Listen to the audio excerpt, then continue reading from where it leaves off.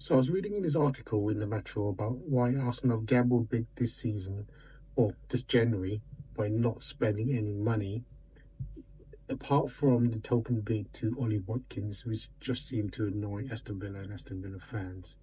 But it's more centered around Arteta and in his interview saying they're waiting to get the right striker in, or the right players in general in, and not just bidding anyone. So they're being sensible with the money. They do have money to spend, we know that, but they're not going out and just buying anyone and everyone.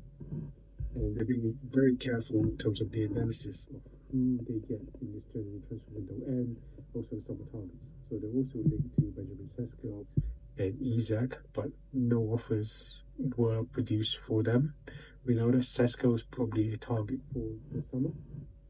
Maybe not Isak as well. But we know that Isak wants to stay in Newcastle, and Newcastle themselves have centered their team around them and the development around them. Also, the emergence of Lewis Skelly and Ethan Enrique have also kind of eased the kind of like a desire to go spend the money really quickly. So there's obviously injuries to some of the other players, but Ben White is coming back off his injury. Calafiori is getting his fitness back. It's only Saka and Jesus are probably the long-term injury players as well. There's also the fixture congestion compared to the other clubs is kind of easing a little with them being out of the FA Cup and then the Carabao Cup coming to an end. So it's already the semi-final or the second leg against Newcastle, who they will try and win tomorrow. And the Champions League and the Premier League are the only competitions left.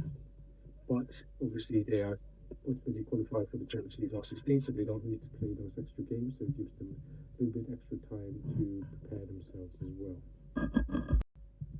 It also looks like they're preparing to be patient with their transfers compared to the past where they're going to spend loads of money, like, for example, Pepe, we know how disastrous that was. And also with the summer deal of Zubimendi that's been speculated, hasn't been announced yet, but most people think that's going to happen. And possibly also the Norwegian midfielder talent Naipan as well as a possible player to come to the Arsenal side. He did opt to stay at his parent club for at least the rest of the season. So let's see what comes out of that at the end of the season. Yeah, let me know your thoughts as well and what you think of their strategy so far.